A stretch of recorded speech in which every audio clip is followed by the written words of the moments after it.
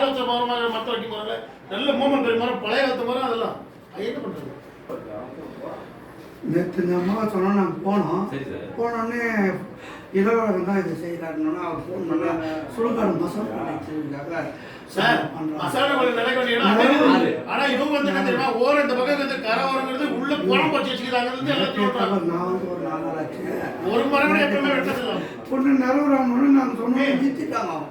ஒன்று போயிட்டு வந்து நாங்கள் இதை இஷ்டம் நாங்கள் காலையில் சாமி பேர் சொல்லி இதெல்லாம் தர விஷயம் இது. மயான கொள்ள அங்கே நெத்த தேவை ஆற்ற தான் மயான கொள்ள இது பணம் வச்சுக்கிற பாடிங்கிற இடத்துல எல்லாமே பாடி.